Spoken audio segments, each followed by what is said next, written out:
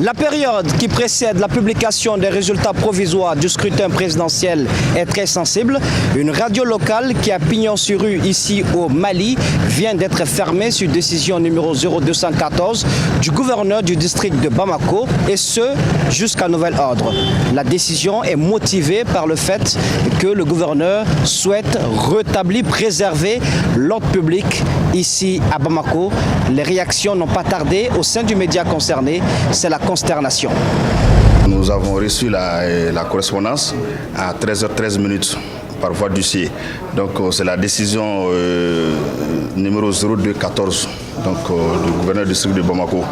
Donc ce qu'ils ont écrit surtout, ils ont dit que Maurice Bachilidi Rasbach, qu'il a animé une émission dans la nuit du 31 au 1er août, et que par cette émission, il a tenu des propos qui incitent à la révolte et à la haine, selon leurs propres mots. Donc ils ont mis la radio sous scellé, les policiers étaient venus, on m'a fait accompagner au 13e arrondissement. Je suis parti, on a parlé avec les commissaires, on est retourné avec l'huissier, et donc l'huissier est venu mettre la cabine technique sous scellé. Donc on était dans ce truc-là. Bon, en fait, nous prenons acte. Nous prenons acte parce que dans ce pays, c'est un pays démocratique, et nous allons user de toutes les voies démocratiques, de toutes les voies judiciaires, vraiment pour qu'on soit remis dans nos droits. C'est une première? Bon, chez nous, à Renouveau FM ici, c'est une première, la fermeture de radio. Bon, dans l'état passé, on a eu des problèmes avec le même chroniqueur, qui était même arrêté. Bon, par là, tout le monde connaît la suite. Bon, cette affaire est terminée, mais quand même, jusqu'à aller à fermer une radio sous scellé, en présence des policiers et des huissiers, quand même, c'est une première. Chez nous, c'est à Renouveau TV. Il y a certainement avec la tenue du scrutin présidentiel?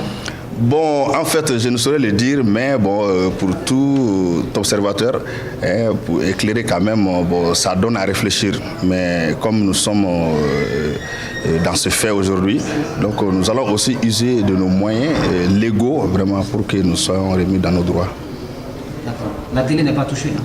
Bon, la télé, non. Ils ont écrit, même dans la correspondance, il y a des problèmes. Il y a des problèmes d'écriture parce que c'est mis Renouveau, la radio Renouveau TV 98.1, alors que nous, c'est la radio Renouveau FM 98.1.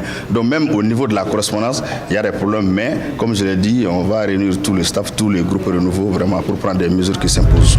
Les promoteurs de la radio Renouveau ne comptent pas en rester là. Ils entendent user de toutes les voies légales pour la réouverture de leurs médias. Depuis la publication même de la décision, nous avons vu les confrères nationaux, internationaux vraiment nous appeler. Cela montre qu'il y a un élan de solidarité, un élan de fraternité. Donc je suis très content, je suis très touché par ça. Surtout les confrères du Mali, et à l'extérieur aussi, tout le monde nous appelle. Et la preuve même est là, vous êtes là aussi. Donc tout ça, c'est la liberté d'expression. Et je profite pour dire que cette liberté d'expression qui a été acquise vraiment à un prix d'or, vraiment on ne peut pas nous laisser faire. Nous allons nous battre. Bon, ils ont pris une décision, nous aussi on va se battre. Les tribunaux sont là, donc la loi c'est pour tout le monde et personne n'est au-dessus de la loi. Nous n'avons pas encore rencontré la HAC, mais c'est tout à l'heure que je vais la rencontrer, savoir en fait ce qui s'est passé, parce qu'ils sont impliateurs de la décision. Nous-mêmes qui sommes concernés ne sommes pas impliateurs, mais on a quand même reçu à travers un acte, à travers un huissier. Donc nous allons d'abord rencontrer la HAC pour savoir ce qui se passe. Les conséquences, c'est que ce sont les auditeurs qui seront sevrés, parce que Renouveau FM aujourd'hui n'est pas sans savoir que nous sommes l'une des radios les plus écoutées aujourd'hui au Mali.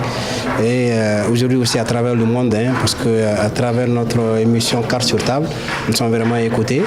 Donc les recours, c'est que nous allons suivre d'abord ce que l'État a décidé. Nous avons aussi nos avocats.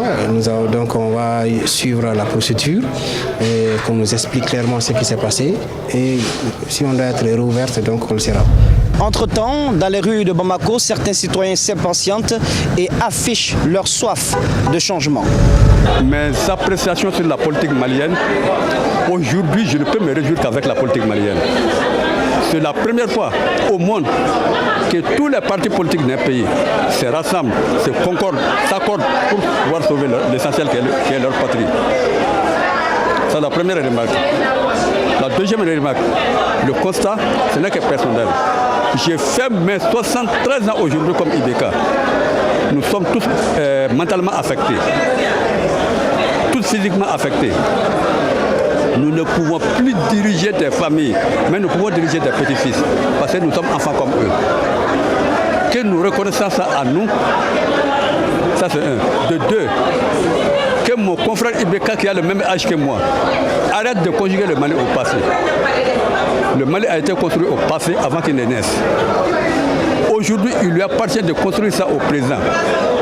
Quelle est la première remarque que je vais faire? L'armée, la première garantie d'un État. Il a refusé de se rendre à Kidal.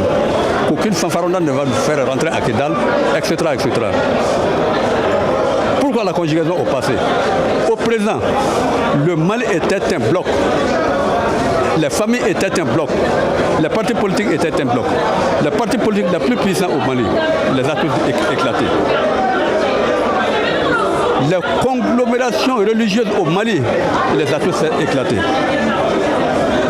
En 2013, je le dis avec confirmation, toutes ces élites politiques me connaissent, parce que j'ai mené campagne pour eux.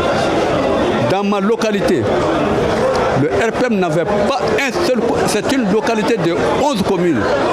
Le RPM n'avait pas un seul conseiller.